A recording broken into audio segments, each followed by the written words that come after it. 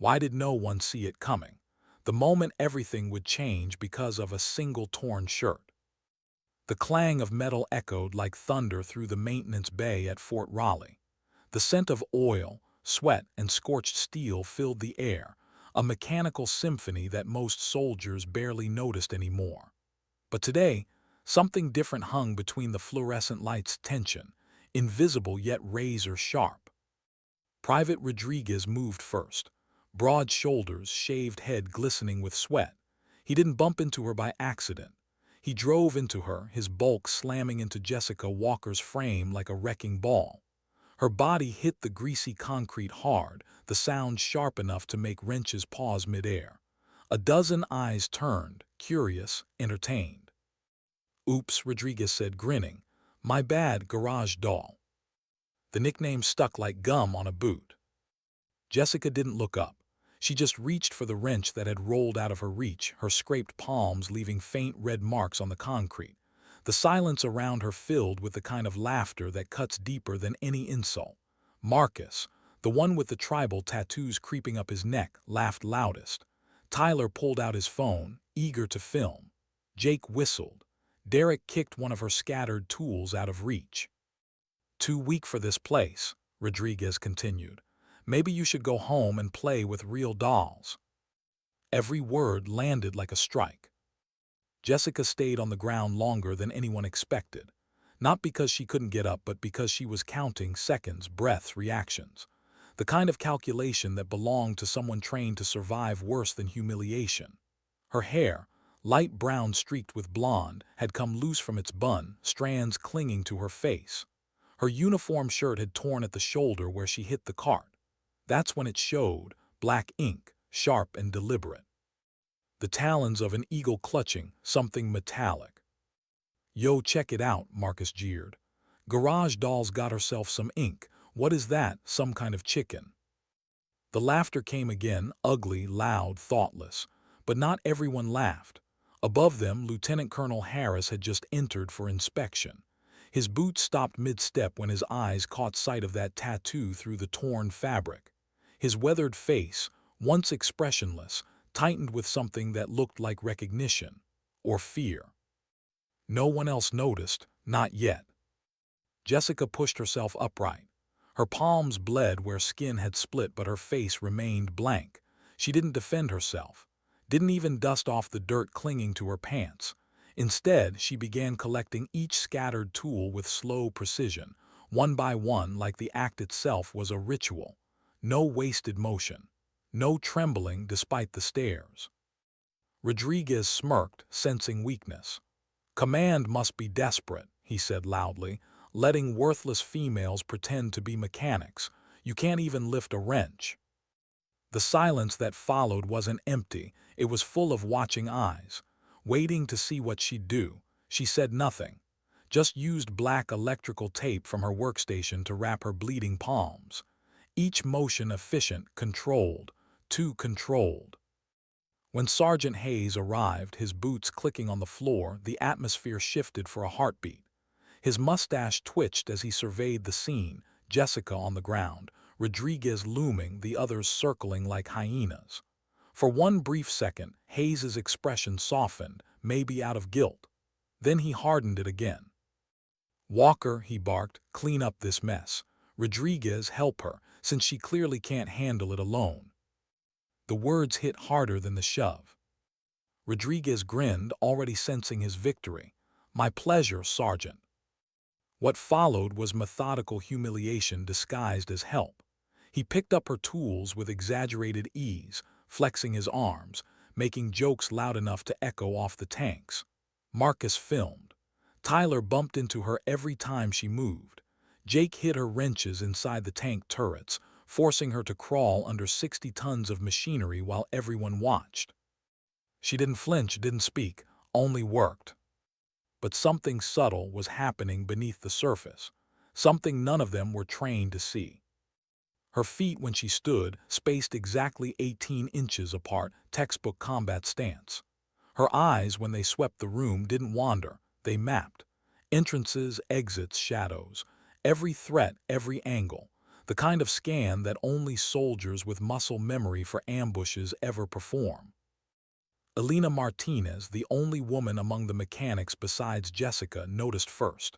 The way Jessica moved didn't match the way she looked. When she realigned the track pin on a tank, something that usually required two strong mechanics, she did it alone. Quietly, efficiently, without a sound of struggle. The men joked louder after that, because when men are uneasy, they often laugh. Derek made her crawl under tanks smeared in oil. Tyler spilled coffee onto her manuals. Marcus read over her shoulder as she rewrote her destroyed notes by memory. Trying to impress someone garage doll, he mocked. Jessica didn't respond. She just opened a hidden access panel on the Abrams tank, the one even senior techs forgot existed. Her hands moved across the circuitry like a pianist, tapping connectors, rerouting wires, testing voltages. The tank's electronic suite flickered to life. "What the hell?" Jake muttered. "That system been down for weeks." "Lucky guess," someone whispered, but it wasn't luck, it was instinct. Above them, Chief Warrant Officer Thompson watched from his office window. His veteran eyes narrowed. He'd seen that kind of instinct before, in combat, not in workshops. The way she moved, checked her six, protected her left side, those weren't mechanical habits. Those were survival patterns. And the scars on her hands, they weren't from tools. They were from something else. Still, no one said anything. No one wanted to break the illusion that she was just a weak outsider. Hours dragged on. By afternoon, the air had grown thick with the scent of diesel and resentment. Jessica's torn shirt stuck to her skin, the edges dark with dried blood.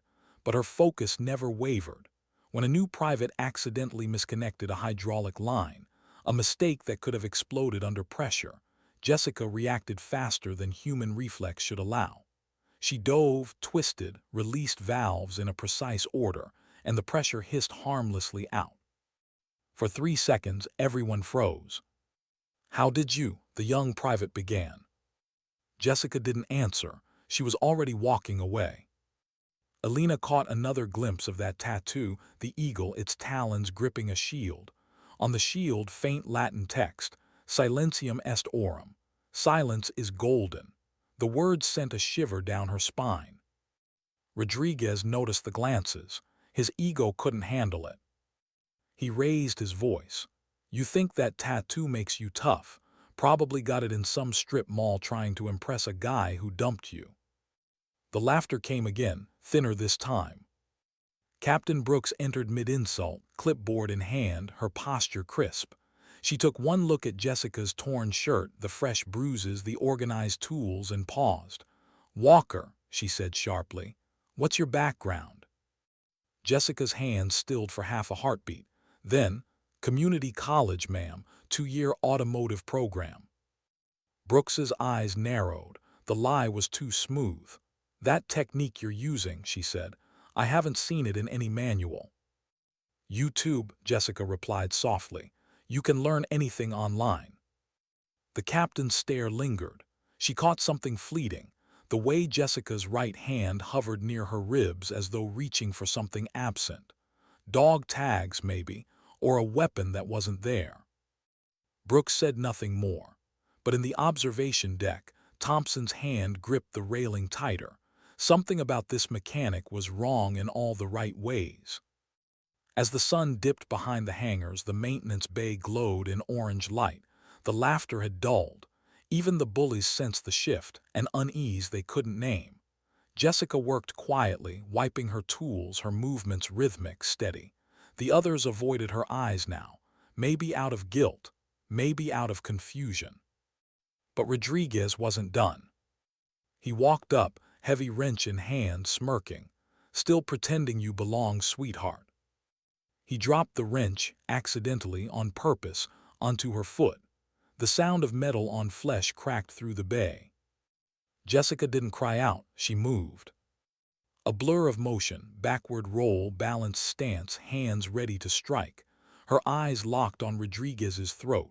For 2 seconds the mask slipped entirely. The men saw it, the predator beneath the quiet. Then just as fast, She dropped the stance, limped, and went back to work. Nobody spoke, not even Rodriguez. From above, Harris stood frozen, his eyes on that tattoo again. His face had gone pale, because he recognized the eagle, the stars beneath it, the symbol that wasn't supposed to exist anymore. And somewhere deep inside Jessica Walker, no, Sarah Mitchell, something ancient stirred. The past she'd buried under fake names and fabricated files. The past that was coming for her whether she wanted it or not. She glanced at the digital clock above the bay doors. 17 hours. In exactly 43 minutes, the entire base would freeze when they learned who she really was. But for now she stayed silent, working, watching, waiting. Because silence was survival. Why did the lieutenant colonel look at her like that, like he was seeing a ghost in uniform? Lieutenant Colonel Harris stood near the bay doors, his jaw clenched tight, eyes locked on Jessica's shoulder. The eagle, the shield, the 7 stars beneath it, every detail matched a memory he'd tried for years to bury. But it couldn't be, it was impossible. The mission files had been sealed, the bodies unrecovered, the unit erased. Recon 71 was gone, every one of them. Except... He stepped closer, heart pounding against his ribs like a hammer. "Walker," he called out, voice strained to sound casual. "Need to inspect your work on that Abrams." Jessica didn't look up. "Yes, sir." Her hands didn't pause either, tightening a bolt, checking a circuit connection, movements crisp and unhurried. She might have been tuning out the chaos around her, but Harris could see it in the smallest details, the stillness, the awareness. The faint tremor of someone always listening for something no one else could hear. He approached slowly, not to startle her, but because he didn't trust his own composure. The closer he got, the clearer the ink became under the harsh light, not crude or faded like old tattoos, but clean, deliberate, surgical. And the text, just visible along the edge of her shoulder blade, R71. "Interesting ink," he said, his tone neutral but his mind racing. "Where'd you get it?" Jessica turned a wrench one last time, then looked up, green eyes calm. "Bangkok, tourist shop. They said it meant good luck." It was a perfect lie, practiced, unshakable. Harris had heard hundreds like it in interrogation rooms. It told him everything he needed to know. He exhaled through his nose, trying not to let his voice betray him. "I see." He wanted to ask her right there, "Who are you really?" But before he could, the world shifted. A sound like the sky itself cracking open tore through the base. 3 long alarms, 2 short, 3 long again. The pattern froze everyone. It wasn't a fire alarm, not a drill. It was the unthinkable, imminent attack. In an instant, the fluorescent lights flickered, then died. The maintenance bay plunged into red emergency light, shadows stretching like blood across the floor. "What the hell?" Marcus whispered. The power went next. The tank consoles, computers, even the comms, everything died in sequence. A wave of blackness rolling through the systems until nothing hummed, nothing glowed. From outside came the dull boom of an explosion, distant but powerful. The ground trembled. A second later, another blast, closer this time. Rodriguez's swagger vanished. He stood rooted to the floor, eyes darting. What's happening?" "Cyber attack," Thompson said from the upper deck, his face ghostly in the red glow. "They've hit our grid. Systems are down, communications, defense network, everything." Harris grabbed his radio. Static, dead. He tried again, nothing. The sound of shouting echoed from outside, soldiers running, alarms blaring, orders clashing. Someone screamed that the ammunition depot was on fire. Jessica didn't move at first. She just stood perfectly still, eyes closed as if listening to something beneath the noise. Then her posture changed, shoulders straightened, breathing slowed. When she opened her eyes again, it was like something ancient had come awake behind them. Without a word, she started walking, fast, controlled, toward the exit. "Walker," Harris barked, falling into step behind her. "Where do you think you're going?" Command center, she said, voice calm amidst chaos. They'll need me. Her tone wasn't a request. It was an order, one that sounded too natural on her lips. They ran together through the dim hallways, past soldiers shouting into dead comms, past flickering lights that made everything feel like a nightmare. The base was unraveling, one system at a time. When they burst into the command center, the chaos there made the bay look calm. Officers shouted over each other. Technicians hammered keyboards, trying to reboot dead terminals.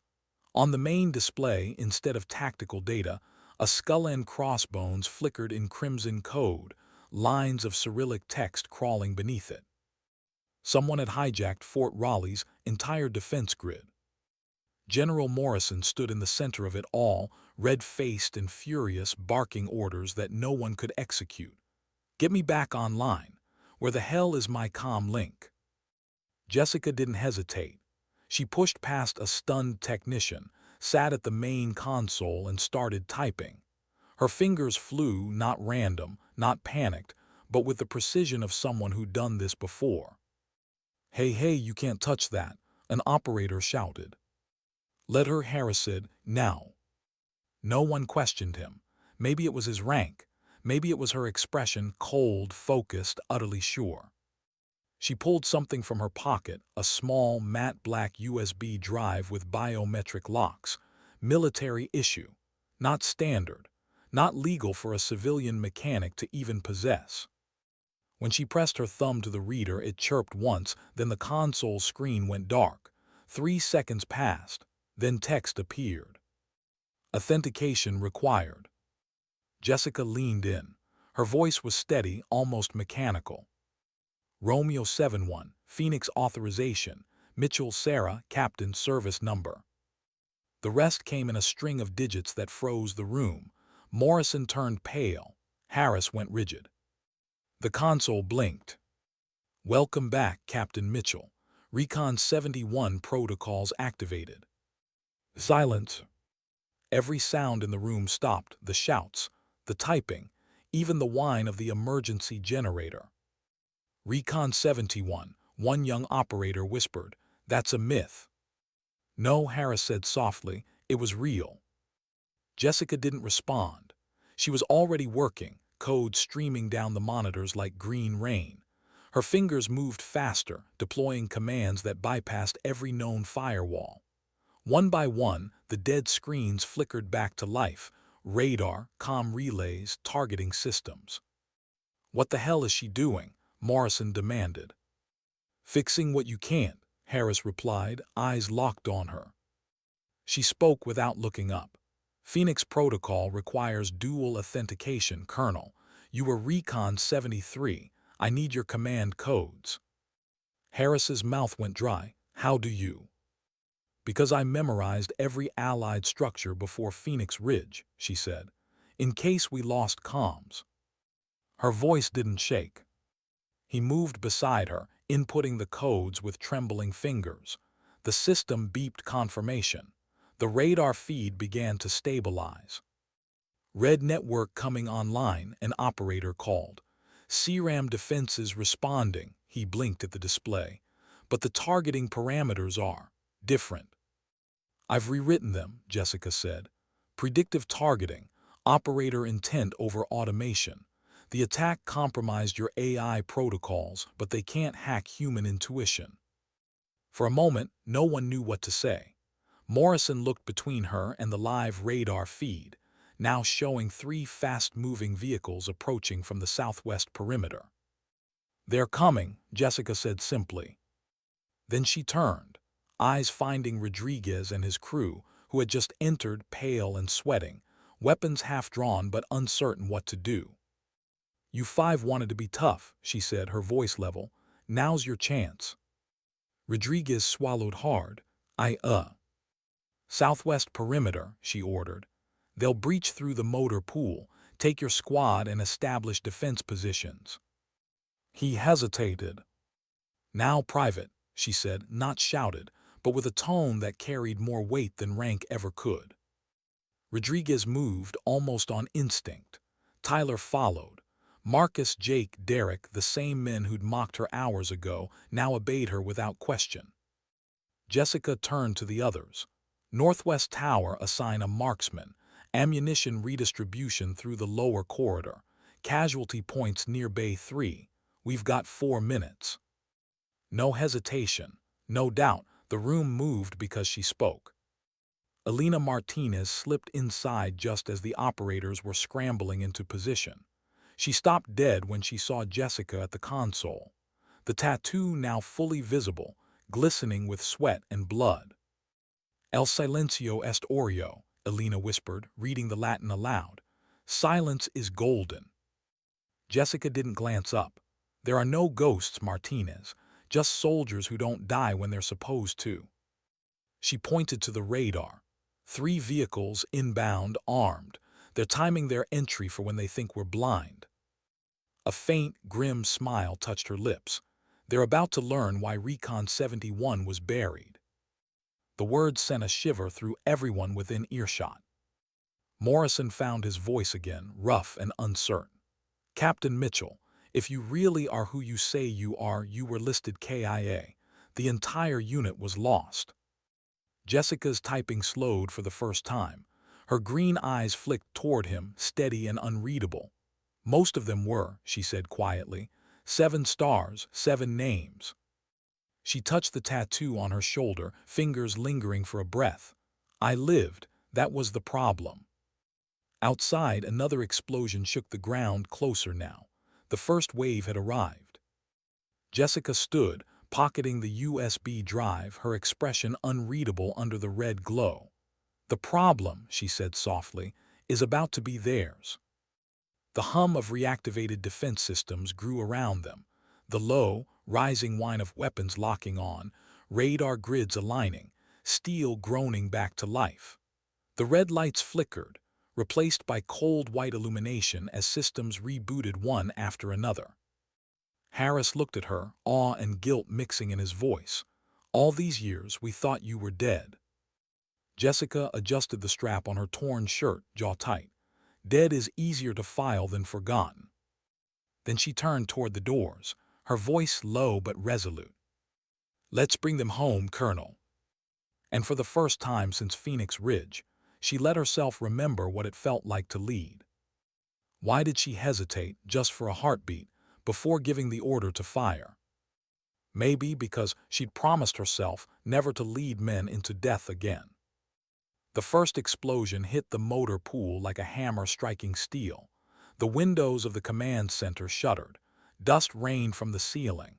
Then came the screams, distant but unmistakable. Contact, someone shouted over the radio. The perimeter cameras flickered to life on the monitor banks. 3 armored trucks, painted in dull desert tan, roared through the outer gates, each bristling with weapons. They weren't local militia. Their formation was too tight. Their movements too clean.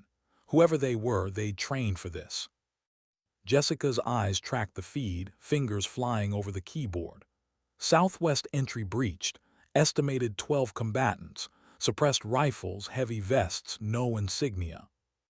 Her voice was calm, almost unnervingly so. The calm of someone who'd stood in the crosshairs before. Jesus, Morrison muttered. They got past 2 checkpoints, how? Same way they killed our power, Jessica said. They were inside our systems before the first alarm. She grabbed a headset, clipped it to her collar. Rodriguez status.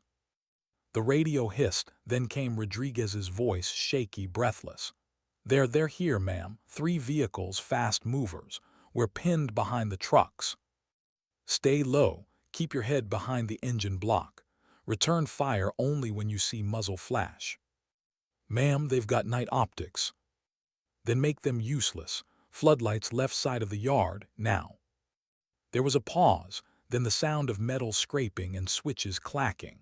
A blinding white glare burst to life across the south yard, cutting through the smoke. The attackers' silhouettes froze, momentarily visible. Now! Rodriguez's voice rose to a roar. Engage! The command center's audio feeds filled with the staccato rhythm of gunfire. Jessica's hand tightened around the edge of the console. She could feel every round in her bones, the rhythm, the recoil, the memory of firefights past. Harris watched her from across the room. He saw how her breathing synchronized with the bursts, how her eyes flicked to each monitor as if her mind was moving faster than the screens could refresh. "This isn't her first engagement," he whispered. "Not by a long shot," Thompson said quietly beside him. On screen, a truck exploded. Rodriguez's team had hit something vital. The shockwave rolled through the yard, knocking two of the attackers off their feet. For a moment, it looked like they might hold the line. Then another explosion rocked the base, this one deeper, closer to the heart of Fort Raleigh. Jessica spun toward an auxiliary screen. Smoke billowed from the east side of the complex near the fuel depot. "They've split forces," she said. "Diversion on the southwest. Main objective is command infrastructure." "Meaning us," Harris said grimly. Jessica nodded once, "Meaning us." She crossed the room in 3 long strides, ripping open a weapons locker that hadn't been touched in years. Inside were M4 carbines wrapped in dust covers. She checked one with practiced hands, chambered a round, and tossed another to Harris. "Thought you were a mechanic," he said, dry but uneasy. "Guess I lied," she said. Her lips curved faintly, not a smile, not quite, more like the ghost of one. Morrison stepped in front of her. "Mitchell, if that's really your name, you're not in command here." Jessica met his eyes without blinking. "With respect, sir, command died the moment they breached our walls. Right now, you've got one officer who knows what these people are and how they fight. You can stand in my way or you can survive. Choose." The room went dead silent. Morrison stared at her for a long moment, then stepped aside. "Do it." Jessica nodded once, then turned to the operators. "Activate lockdown doors on B and D sectors. Leave C open, make it look like a weak point." "That's the main corridor," one of them protested.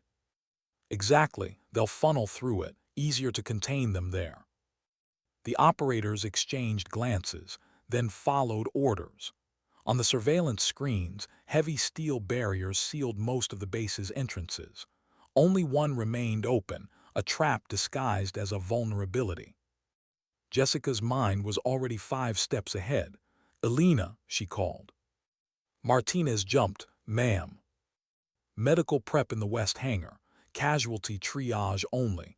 Prioritize head and chest wounds." And Jessica hesitated just long enough for the weight of the next words to sink in. "If I go down, you take command of the comm relay.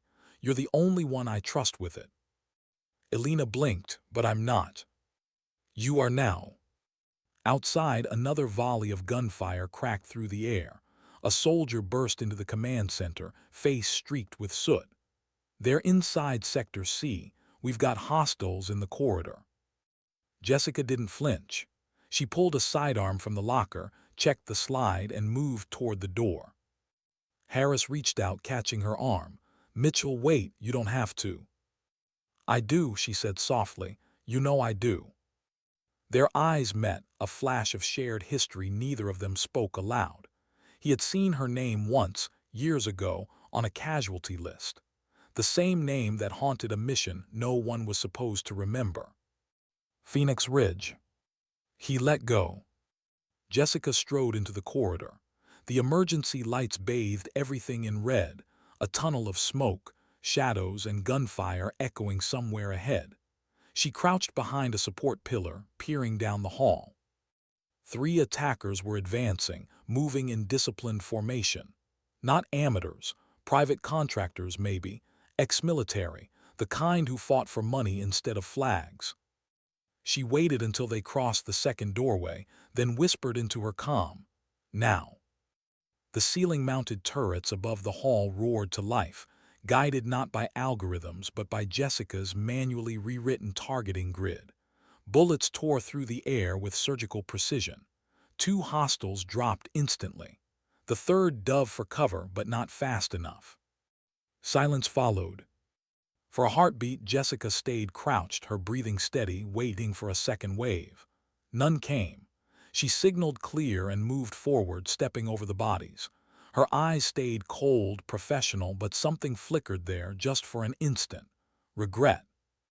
She remembered faces, names, the 7 stars inked on her back, each one a promise she'd failed to keep. Captain Harris's voice came through her earpiece.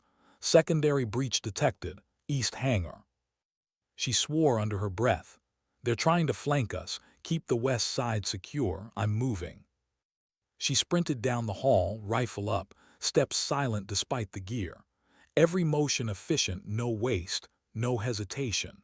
Her body remembered what her mind had tried to forget. As she neared the east hangar, the acrid smell of smoke thickened. 2 soldiers lay wounded by the door. Jessica knelt, checking pulses. One gone, the other barely conscious. "Stay with me," she said quietly, ripping a tourniquet from her belt and tightening it around the soldier's leg. His hand shot out, gripping her wrist weakly. "Who are you?" he gasped. Jessica didn't answer. She just gave his shoulder a firm squeeze and stood. She hit the hangar door controls. Nothing. The panel was dead. So she slammed her boot against the manual release, forcing the door open a few inches, enough to slip through. Inside, the hangar was chaos. Fire from a ruptured fuel line cast everything in flickering gold and red. Shadows moved between the vehicles, attackers, 6 of them, sweeping methodically. Jessica dropped to one knee behind a Humvee, steadying her rifle. Her breathing slowed, heart rate dropping into that cold, steady rhythm drilled into her years ago. She picked her shots carefully, 1, 2, 3, each round precise, each target falling before they could return fire. The last 2 turned toward her position, spraying bullets blindly. Sparks flew from the vehicle frame as rounds tore through metal inches from her face. She rolled sideways, came up behind a tool crate and fired twice. Silence followed, broken only by the hiss of the fire and her own breathing. When it was over, she leaned against the Humvee, sweat streaking her face. Her hands trembled, not from fear, but from memory.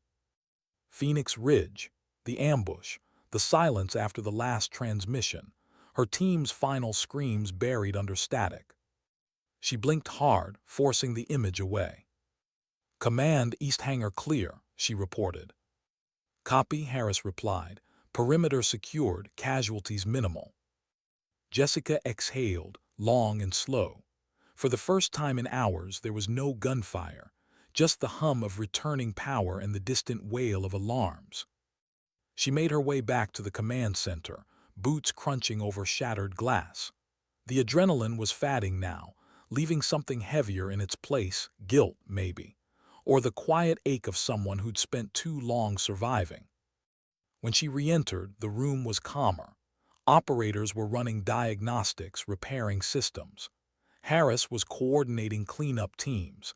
Even Rodriguez was there, covered in soot but alive, standing at attention when she passed. No one called her garage doll anymore. Jessica stopped at the console, watching the radar feed. The last enemy blips faded from the screen. "It's over," Harris said beside her. She shook her head. "No, this was just the test. Someone wanted to see how long it'd take me to show my hand." He frowned. "You think they knew you were here?" Her voice was soft, almost a whisper. "They didn't attack Fort Raleigh, they attacked me." The room went quiet. Outside, the night deepened, but Jessica's eyes stayed fixed on the screens, searching for patterns others couldn't see. Because she knew something no one else did. The people who'd erased Recon 71 weren't finished, and the past she'd outrun for 11 years had just found her again. Why did the silence after victory feel heavier than the battle itself? Smoke still clung to the air hours after the shooting stopped. The metallic tang of spent ammunition, the acrid burn of fuel, the quiet hum of emergency systems rebooting, it all hung like the echo of something that refused to die. Fort Raleigh had survived, barely. But the faces said everything. Rodriguez stood with his men near the hangar, uniforms streaked with grime and soot, their expressions hollow. The same men who had mocked Jessica that morning now couldn't meet her eyes.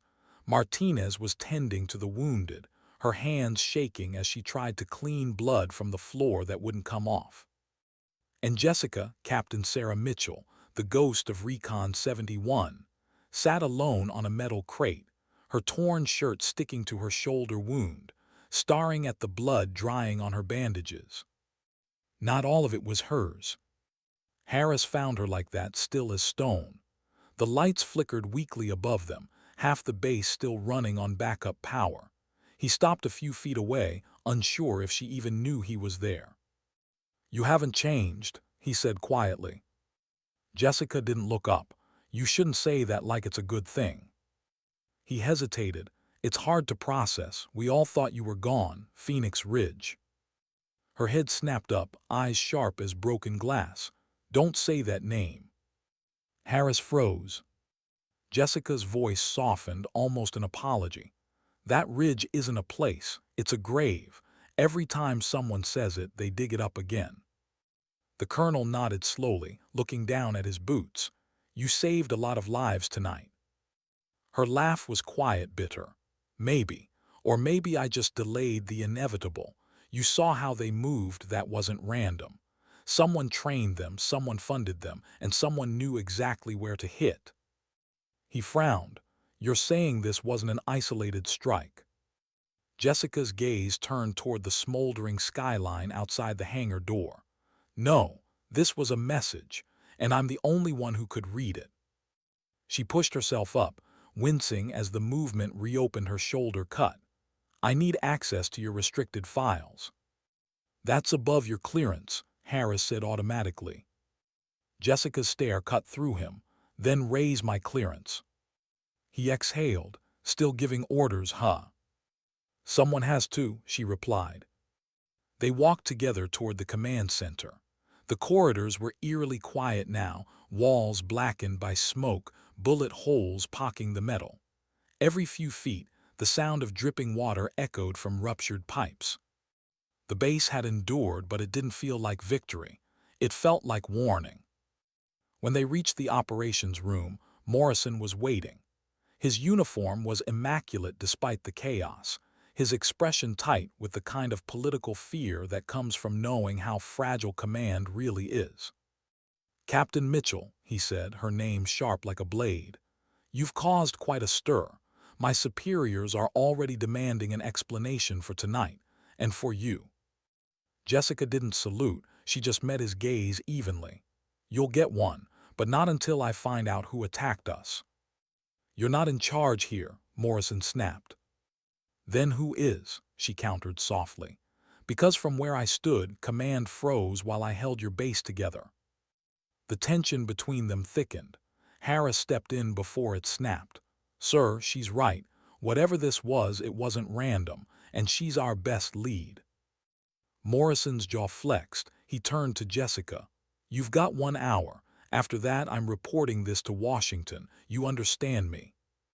Jessica nodded. "Perfectly." She moved to the main console, her fingers already flying across the keys. The security feeds replayed in fragmented bursts, flashes of light, silhouettes of armed intruders, encrypted signals bouncing between unknown networks. Then she found it, a frame frozen mid-pixel, the faint glint of a patch on one attacker's vest.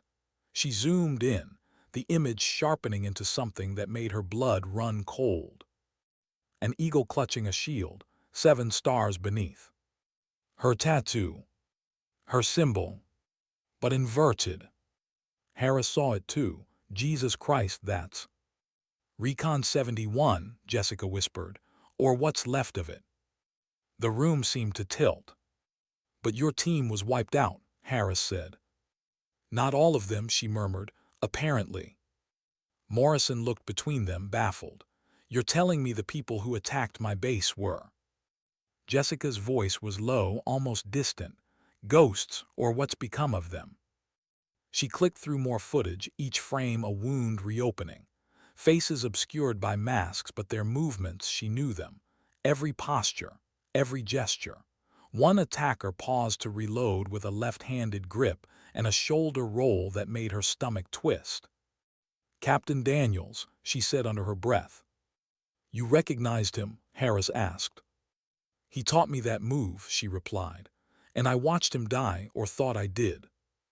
Her mind reeled back the smell of sand and blood, the static-filled radio calls, the drone feed that cut out seconds before everything went white.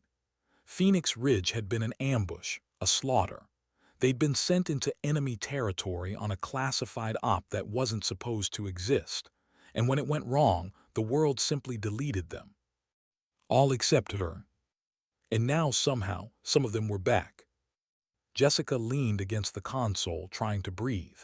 If Daniels survived, others might have too, but they wouldn't be here, attacking a U.S. base unless they think we betrayed them, Harris finished quietly. Jessica nodded, the faint tremor in her jaw betraying what her words didn't. Maybe they're right.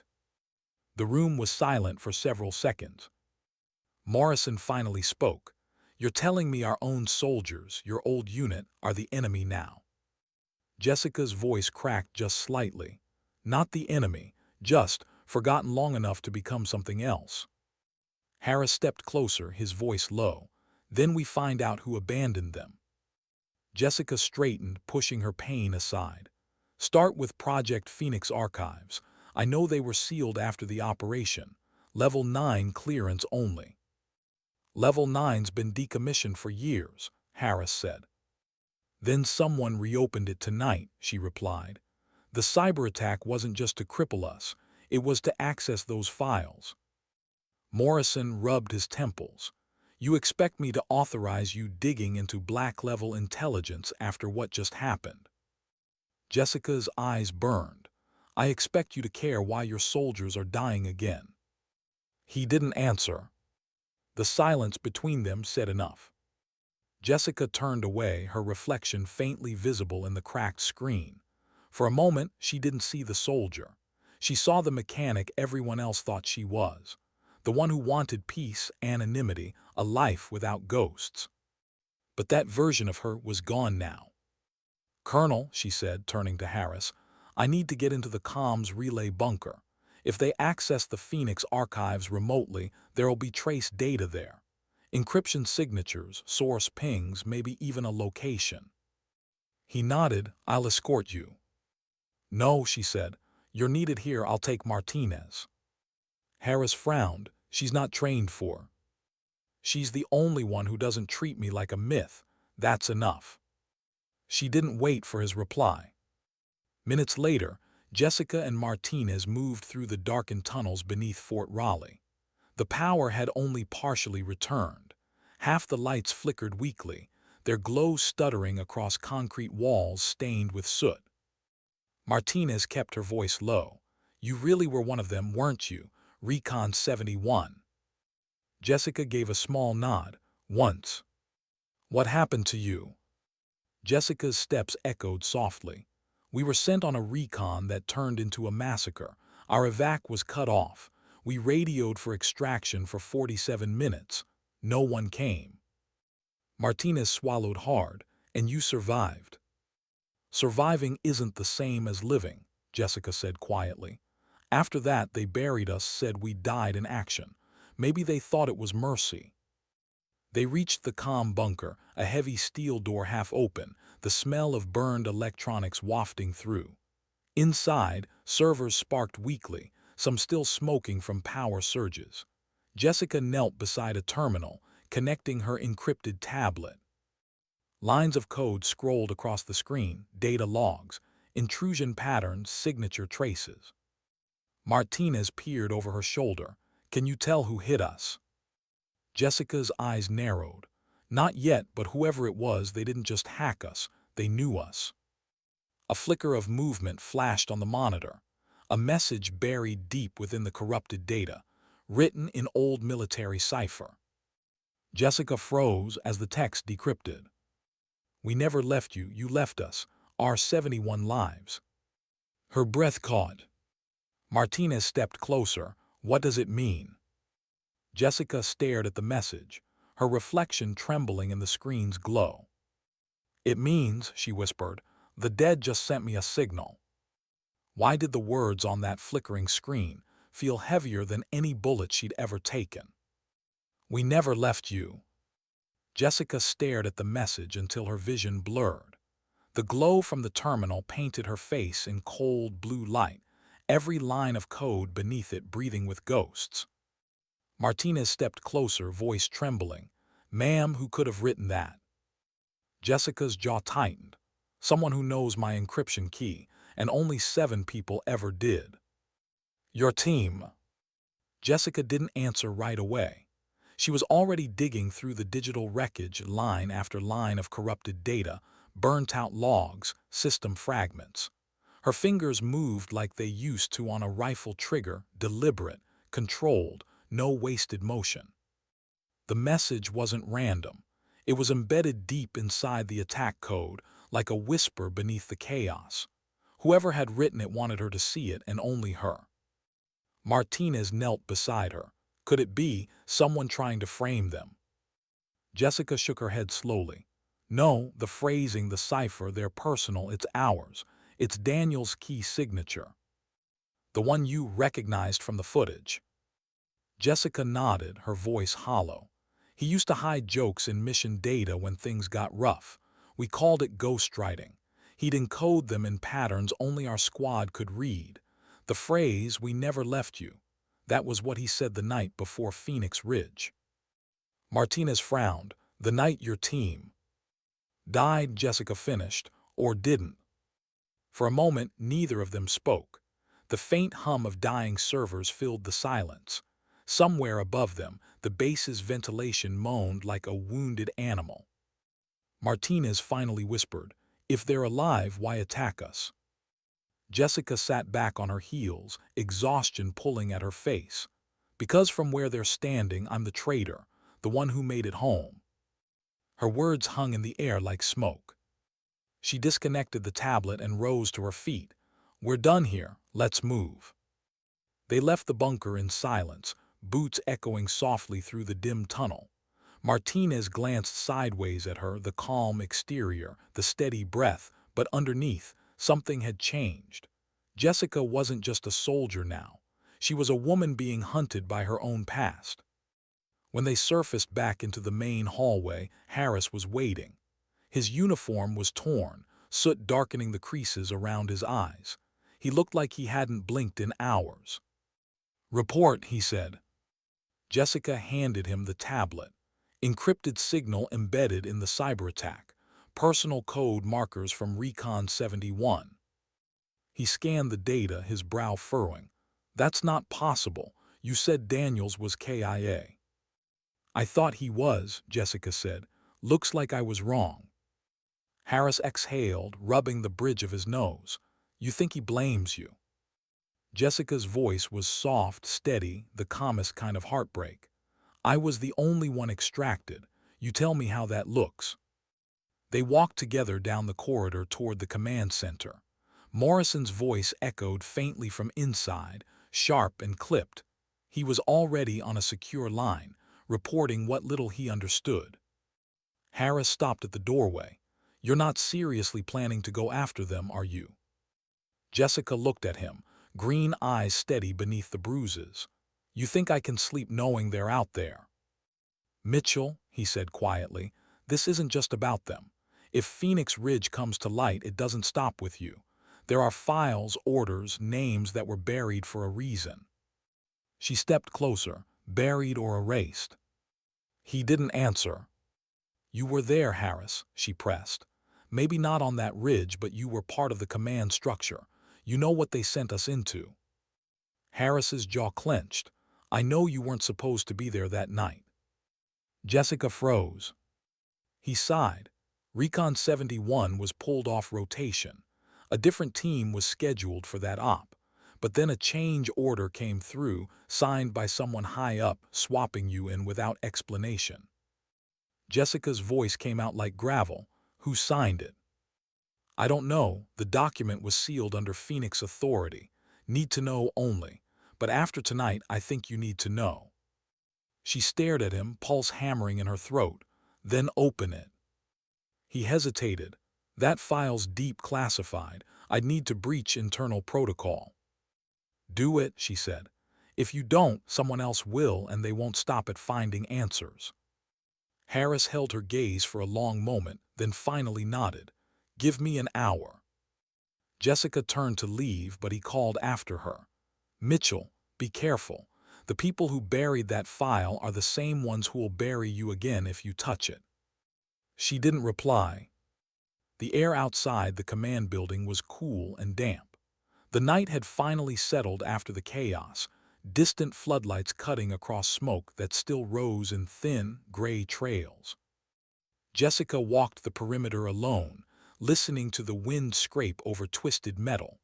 The sounds reminded her of another night, another battlefield, where everything had gone wrong. She could still hear their voices, Daniel's rough laugh, Private Kim's radio static, Lieutenant Roan shouting for cover.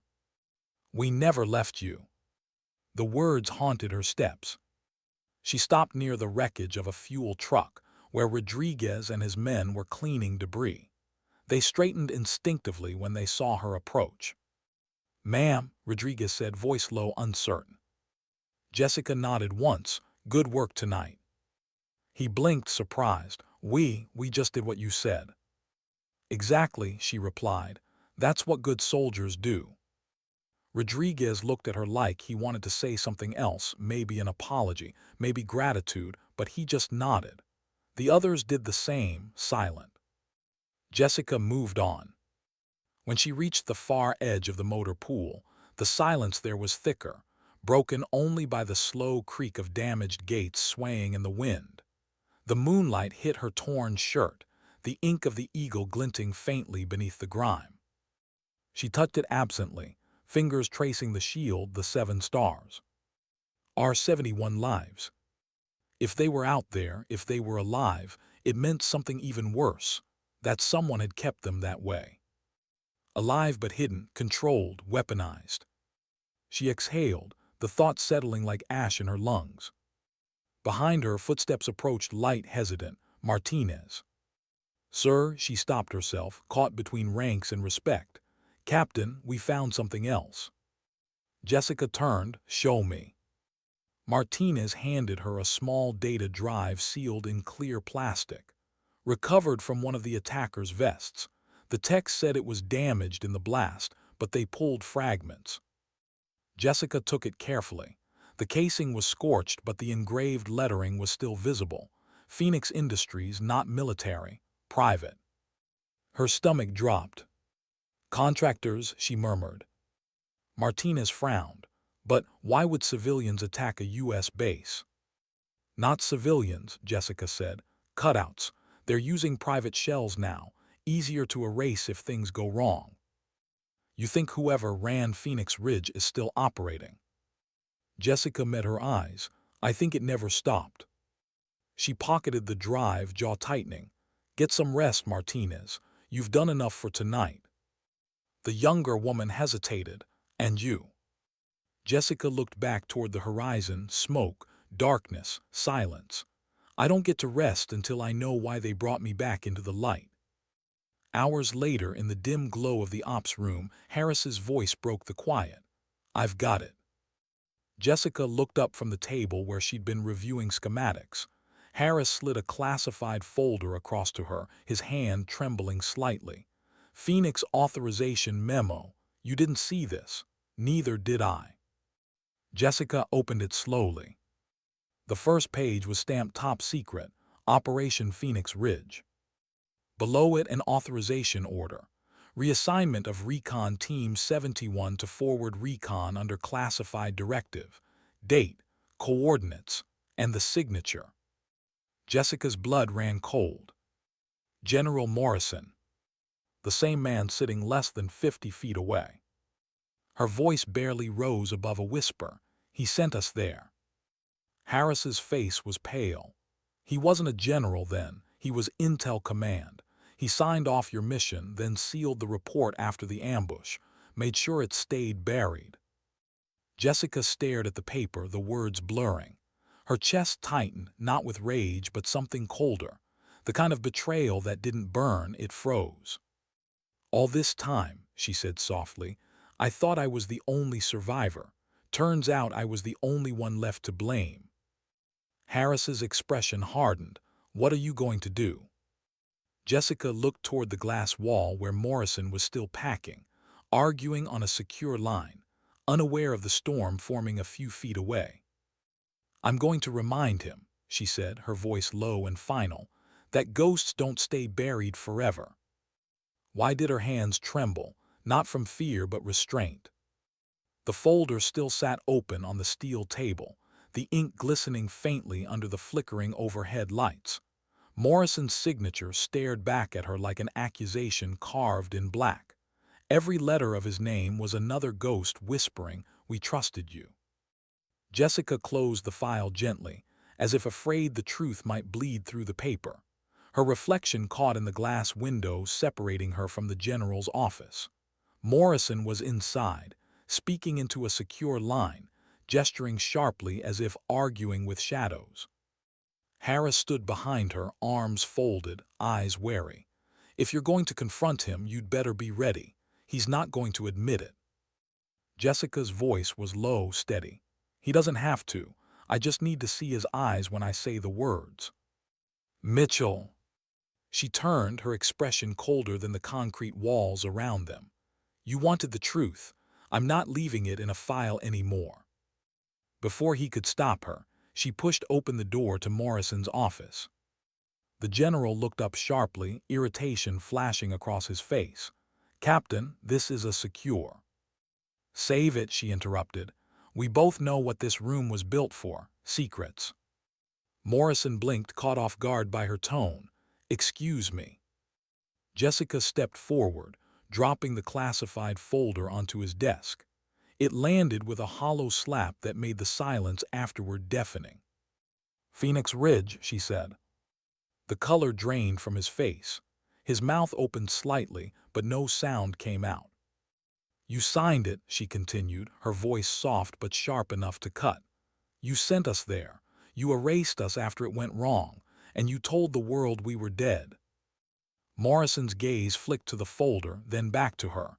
"Where did you get this?" "Does it matter?" "It matters," he snapped, "because this file doesn't exist." "Neither did we," she shot back. "That didn't stop you from burying us anyway." Harris appeared in the doorway, tension crackling like static between all three of them. "General," he said carefully, "we've confirmed external involvement, but before we move forward, we need transparency." Morrison stood slowly, smoothing the front of his uniform like he could iron the gilt out of it. "You don't understand the scale, Colonel. Phoenix Ridge was a slaughter," Jessica finished. He froze. "You sent 8 operators into a kill box with false coordinates, compromised intelligence, and no extraction plan. Then you sealed the mission logs. My team died calling for help that never came."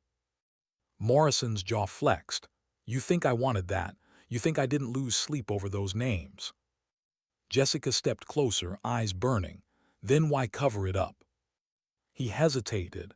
"Because the mission was never supposed to happen." The words landed like a punch. "What do you mean?" Harris asked. Morrison's shoulders sagged slightly. "Phoenix Ridge wasn't an authorized deployment. Someone up the chain issued the order under black credentials.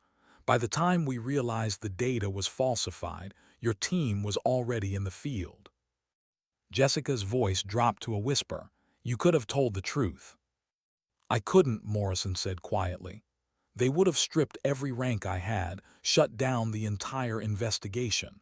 I was ordered to seal it, to bury it, and I obeyed. That's what soldiers do, Captain." Jessica stared at him, disbelief and fury twisting inside her chest. "Obey? You call betrayal obedience?"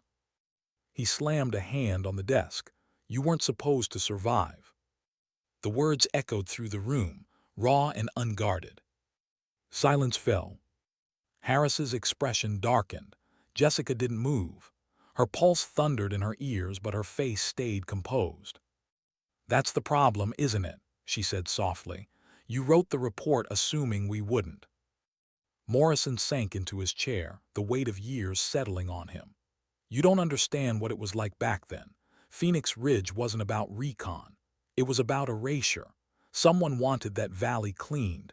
No witnesses, no survivors. I followed orders because I thought it was national security. And when I saw your name on that list of casualties, I convinced myself it was mercy to keep it that way."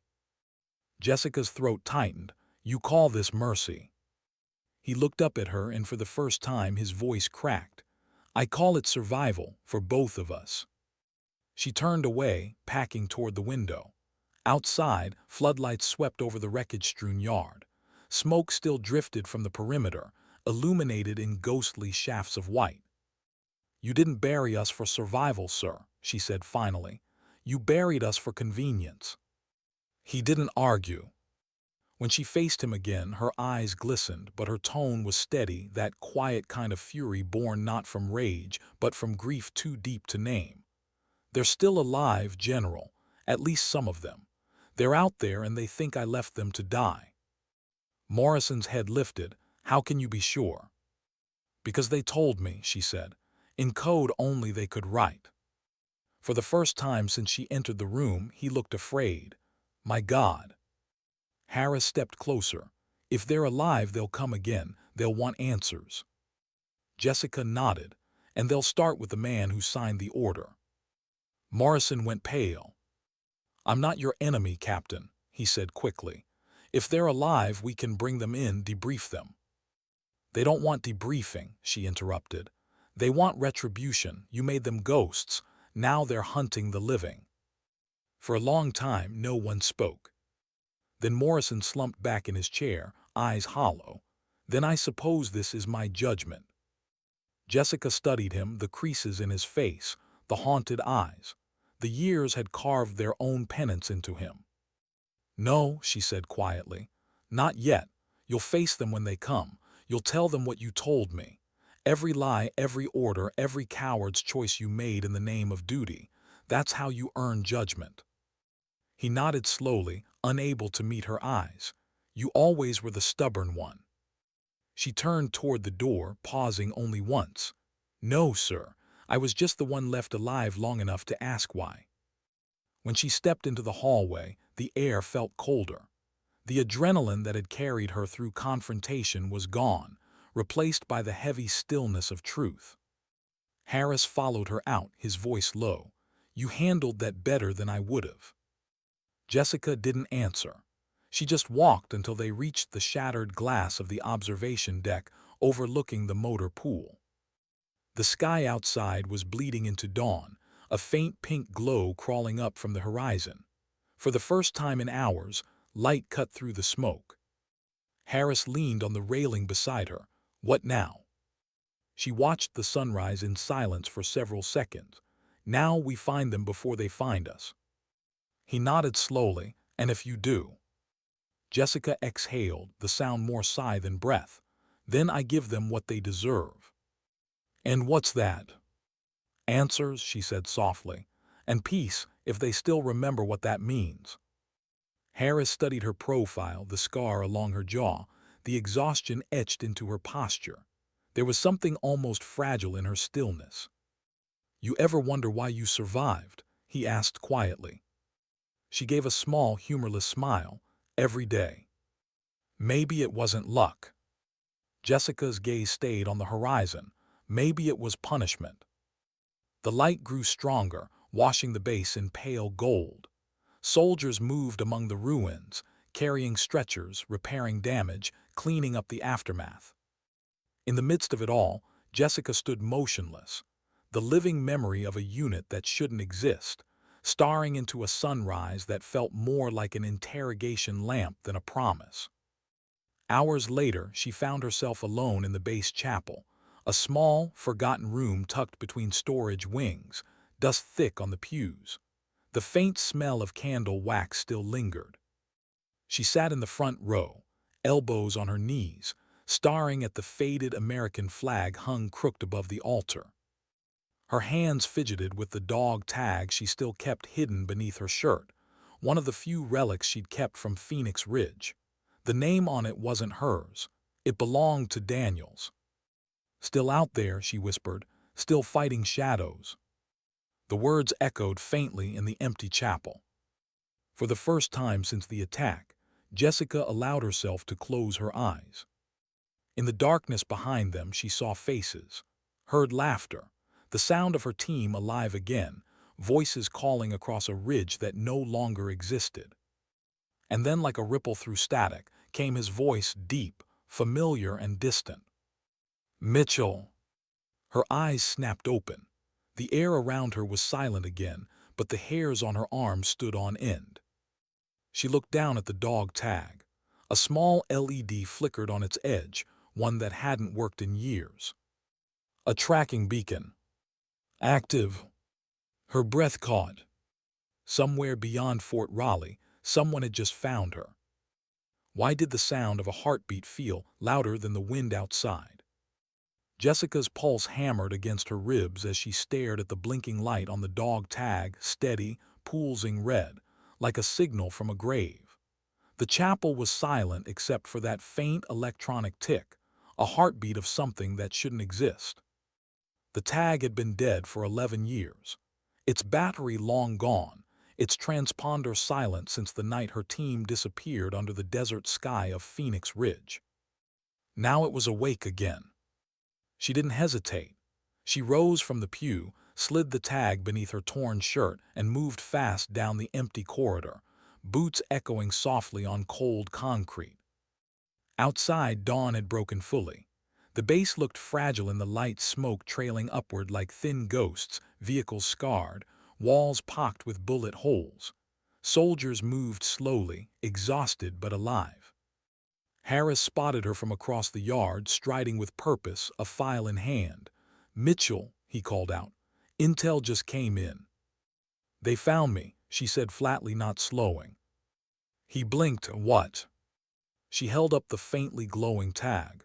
"Beacon reactivated. Daniel's tag. It's broadcasting on a secure Phoenix band channel." Harris's expression shifted from confusion to alarm. "They're tracking you." "Or I'm tracking them," she said, sliding into the passenger seat of the nearest Humvee. "Wait," he said, circling to the driver's side. "You're not going alone." She gave him a hard look. "You're still my superior officer." "Exactly why I'm not letting you vanish again," he shot back, climbing in beside her. Jessica didn't argue. There wasn't time. She connected the tag to her tablet, code scrolling rapidly across the screen. Signals faint but mobile, 14 miles northeast, moving slow, maybe a convoy. Harris started the engine, the Humvee rumbling to life. "That's deep into the old training grounds." Jessica nodded, "which means no surveillance, no patrols, and no witnesses." They drove in silence for several minutes. Dust rose behind them, the base shrinking in the rearview mirror. The terrain grew rougher, scrub, rock, the occasional rusted-out vehicle skeleton left from forgotten exercises. Finally, Harris broke the silence. "If they really are alive, what are you going to say to them?" Jessica stared ahead, the morning light catching her eyes. "I don't know," she said quietly. "Maybe nothing." "You think they'll shoot first?" She smiled faintly, a weary, humorless thing. "If I were them, I would." The GPS pinged softly. The beacon's location stabilized on the screen, a stretch of broken terrain leading toward an old airfield, the kind of place the military stopped using decades ago. Jessica's stomach tightened. That's not random. Phoenix Ridge debrief sites were patterned around old installations. This one was designated Drop Zone Kilo. Harris slowed the vehicle, eyes narrowing. "Then that's where they want you to come." "Yeah," she said, checking her sidearm, "and I'm going." They left the Humvee a mile out, moving on foot through the brittle grass.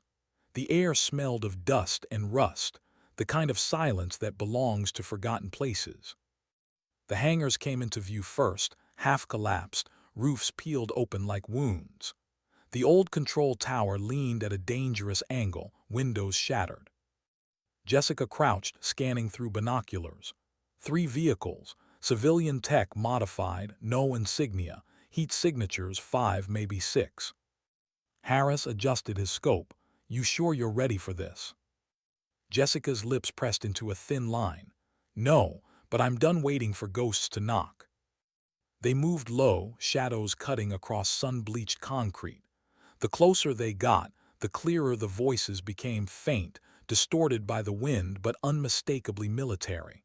Commands. Patterns she recognized from a lifetime ago. She could almost hear them overlapping with memory, the same cadence her squad used to use.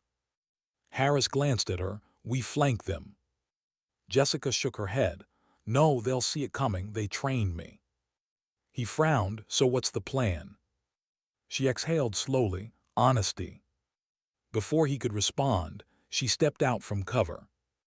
The movement was simple, deliberate, no weapon drawn, hands visible. She walked across the cracked tarmac, boots crunching on glass, the morning wind tugging at her torn uniform. For a long moment there was nothing, then a voice cut through the stillness. Don't move. Jessica stopped. From behind a derelict hangar, a figure stepped out, tall, broad-shouldered, face half hidden behind a tactical mask, but the eyes deep brown, sharp as ever. Daniels, she said softly. The man stiffened. The mask came off. Beneath the dirt and scars, it was him, older, harder but unmistakably the same. The man she'd trusted more than anyone. Well, he said, voice rough with disbelief. I'll be damned, you really are alive. Jessica's throat tightened. You too. He studied her for a moment, eyes scanning the faint scars on her face, the way she still carried herself, cautious, deliberate. Thought maybe you were a myth, a cover story, but here you are, still following orders that shouldn't exist. I stopped following orders a long time ago, she said. He smirked faintly. Did you? Then why'd you come here? Jessica glanced at the vehicles behind him. 2 other figures were visible, both armed, both watching. One she recognized instantly. Private Kim. He'd been barely 20 at Phoenix Ridge. The kid who cracked jokes to break the silence during long recon nights. He looked older now, eyes hollow, beard grown wild. When he saw her, something flickered, anger, maybe pain. You left us, he said, voice trembling. We waited for you. Jessica shook her head slowly. No, you don't understand. Oh, I understand, Kim cut in, stepping closer. We were bait. You were the one they pulled out. We saw the evac bird. We saw it leave. I didn't call that extraction, she said, louder now. They pulled me because they thought I had the intel. They told me the rest of you were gone. Lies, Kim spat. The same ones we've been hearing ever since. Daniels raised a hand, silencing him. His gaze stayed locked on Jessica. Why now, Sarah? Why show up after all these years? She swallowed hard. Because someone used your old unit as a weapon tonight. Fort Raleigh was attacked using Phoenix codes. You were supposed to be dead, and yet here we are. Daniel's jaw clenched. We didn't attack you. I saw your patch, she said quietly. The eagle, the 7 stars, you inverted it. His eyes flicked away. We wear it to remember who we are and who made us this way. Jessica took a step closer. Then tell me who's pulling your strings, who's still running Phoenix. Daniels hesitated.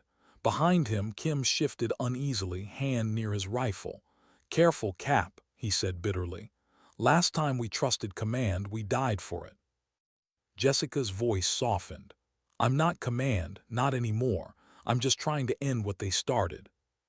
Daniels stared at her for a long time, something breaking quietly in his eyes. You still believe in endings? She exhaled. I have to. For a moment, neither moved. The wind hissed through the broken tower, tugging at their uniforms. Then Daniels spoke, his voice rough. You're right, Phoenix didn't die. After the ridge, they took us. Said they'd rescue us. Instead, they rebuilt us. Off the books. No insignia, no names. We were theirs to use. Use for what? Harris called out from behind cover, stepping into view. Daniel's eyes flicked toward him but stayed on Jessica. For everything no one else would do, for missions that didn't exist, we were the ghosts who cleaned the sins of the living. Jessica felt her chest tighten, until you decided to burn the house down. He gave a humorless laugh.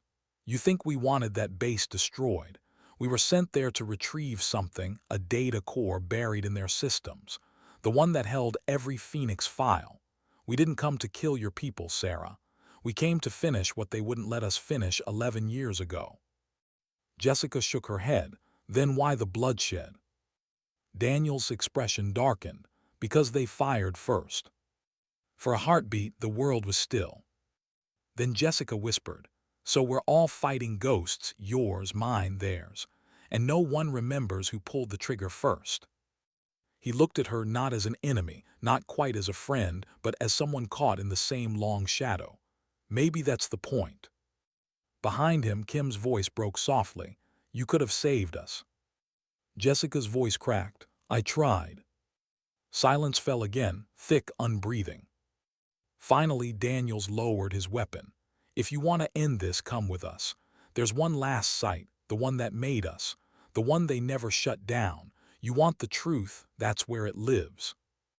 Jessica hesitated. Where? Daniel's gaze drifted north, toward the distant hills, where the light seemed to fade faster than it should. Ridge 14, he said, the real Phoenix. Her pulse slowed. The name alone felt like a scar reopening. I'll go, she said. Harris stepped closer. Like hell you will. Jessica looked at him, eyes steady but sad. I have to. You can't kill ghosts if you never face the fire that made them.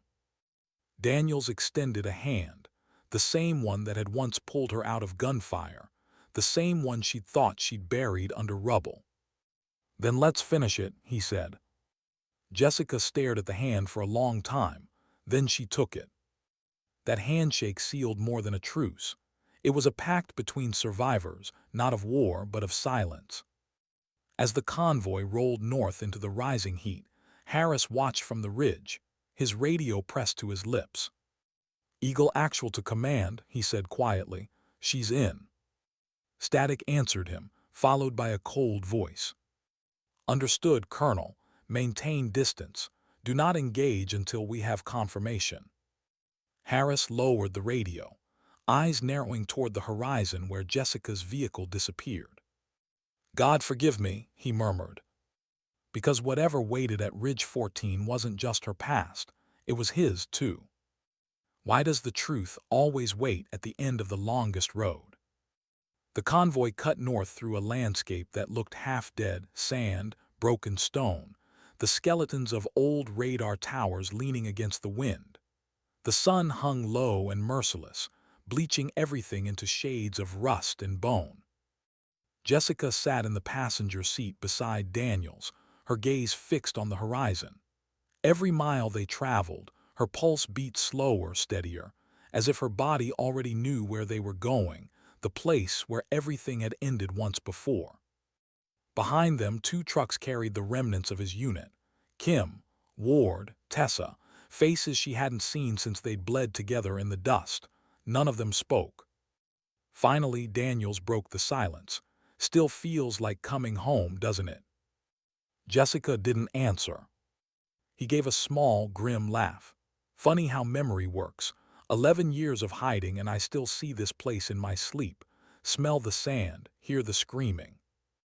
You shouldn't have come back, she said softly. Neither should you, he replied.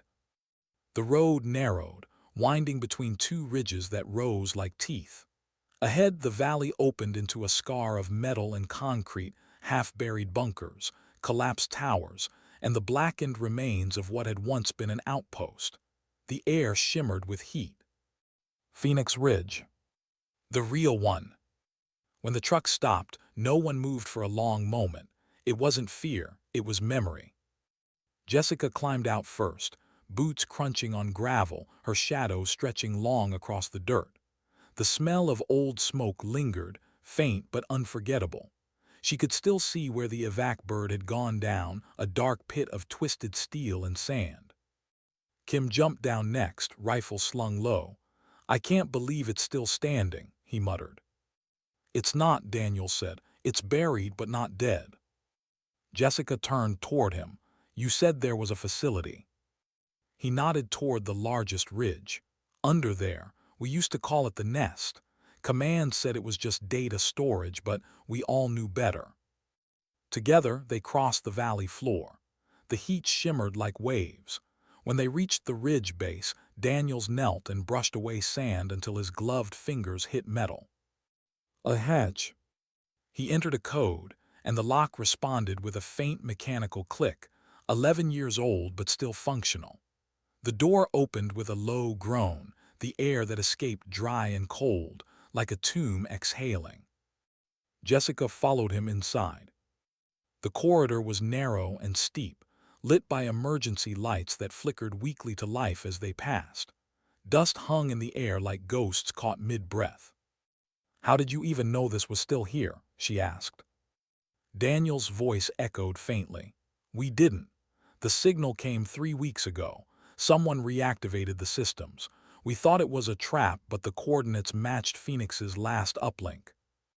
Jessica felt her heartbeat quicken. "Who sent the signal?" "That's what we're here to find out." They reached a sealed blast door. The control panel beside it blinked with a steady green light. Daniels looked at her. "You ready?" Jessica nodded once. He swiped his access card, and the door slid open. The chamber beyond was vast and circular, rows of servers lining the walls, cables snaking across the floor like veins. In the center, a single terminal pulsed with faint blue light. Jessica stepped forward slowly, the hum of power vibrating beneath her boots. The terminal came alive as she approached. Words appeared on the screen in white text. "Phoenix Protocol, Resurrection. Authentication required." Jessica froze. "Resurrection." Daniels frowned. "What the hell is that?" She typed her old call sign. R71 MITCHELL. The system paused, processing. Then the screen changed. "Welcome back, Captain Sarah MITCHELL. Status, active." Her breath caught. Lines of data scrolled across the monitor. Mission logs, personnel files, debrief transcripts that had been wiped from every known archive. Each one stamped erased for operational security. And beneath them, another section appeared, Project Continuance. She opened it. The screen filled with dossiers, not soldiers, not just names, copies, biometric profiles, neural scans, psychological templates. She whispered, "They didn't just bury us, they rebuilt us." Daniel stared in disbelief. "What?" "They scanned us, before deployment. Backups of every soldier's mind state, neural echo mapping. Phoenix wasn't about recovery, it was about replication." Kim's voice trembled. "You mean we're not even?" Jessica shook her head. "You're you, but they made sure there could always be another you." She scrolled down. The last entry stopped her cold. "Phoenix asset, DANIELS captain status, prototype successful, REINSTATD via echo regeneration." Her stomach turned. Daniel stepped back as if struck. "No, that's not possible." Jessica looked at him, really looked. The small tremors in his hands, the faint metallic sheen in his iris under the low light. "Daniels," she whispered, "when's the last time you bled?"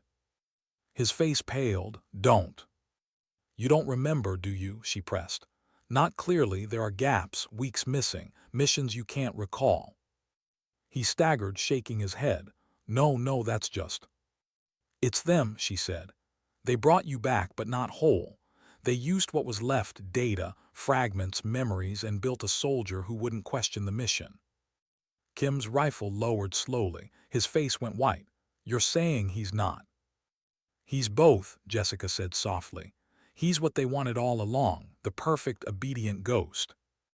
Daniels looked at his hands as if seeing them for the first time. "Then, what does that make me, Sarah?" She swallowed hard, a victim same as the rest of us. The room went quiet except for the soft hum of machines and the weight of realization pressing down on them. Daniel stepped back, eyes flicking to the terminal again. If this is true, then there's still a control uplink. Somewhere out there, someone still owns us. Jessica nodded, then we destroy it. She reached into her pocket and pulled out the black Phoenix drive, the one she'd used to save Fort Raleigh. It gleamed under the cold light. Kim's eyes widened. You're gonna fry the system. Jessica set the drive on the console. No, I'm going to end it. Daniels caught her wrist. If you wipe this, everything goes. Every record, every name, every chance to prove what they did. I know, she said, but it's the only way to stop them from doing it again. He hesitated, the conflict flickering in his eyes, programmed loyalty warring with the remnants of a man who used to believe in something real. Then slowly he nodded. Jessica pressed the drive into the port. The screens flashed red. Warning, data corruption imminent.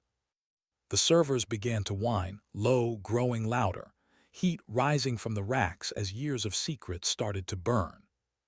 Kim backed away. It's gonna blow. Jessica didn't move. She kept her hand on the terminal, watching as the system that had created her, broken her, and resurrected her began to die. Daniel stepped beside her, his voice calm now. Guess this is what closure looks like. She looked at him, the man who might no longer be a man at all. Maybe it's what freedom looks like. He gave a faint smile. Either way, it's about damn time. The floor trembled. Sparks rained from the ceiling. One by one, the servers ignited small bursts of blue flame that spread fast. Go, Jessica shouted. Everyone out. Kim and the others ran for the hatch. Daniel stayed. You can't, she said, grabbing his arm. You'll die in here. He met her eyes calm, resigned, almost peaceful. Maybe I already did. She opened her mouth to protest, but the look he gave her stopped her cold.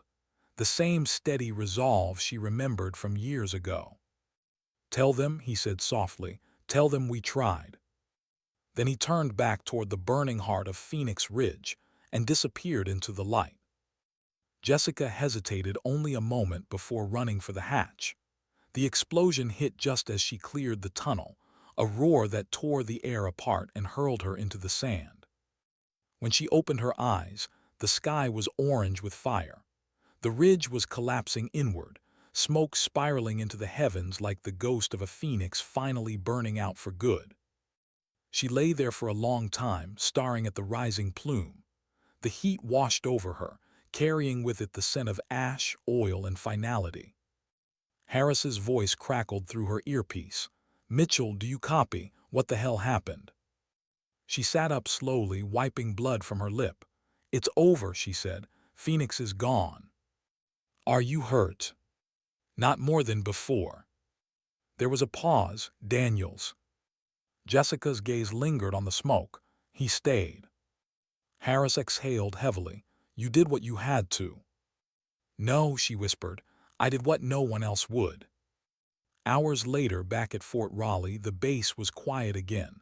The fires were out. The systems were stable. Life, if it could be called that, had begun to return. Jessica stood alone by the hangar doors, watching the horizon fade into dusk. Her bandaged hands rested on the railing, her expression unreadable. Elena Martinez approached quietly. They said you destroyed it, all of it. Jessica nodded. Then it's really over. Jessica's eyes softened. Nothing that real ever ends, Martinez. It just stops hurting as much. They stood in silence for a moment, the last rays of sunlight washing over the base.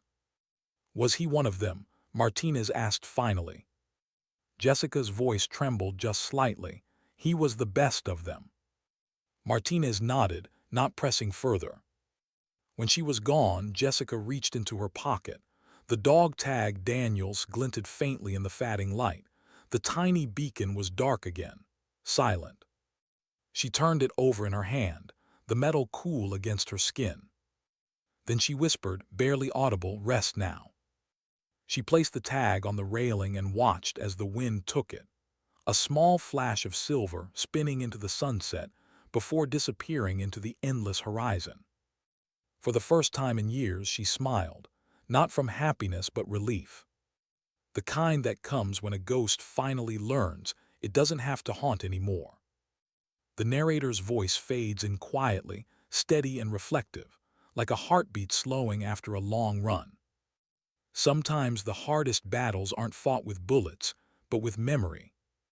Sometimes the real war isn't against an enemy, it's against the silence that follows. They buried her name, they erased her story, but she never stopped carrying theirs. Because sometimes dignity doesn't speak. It simply acts.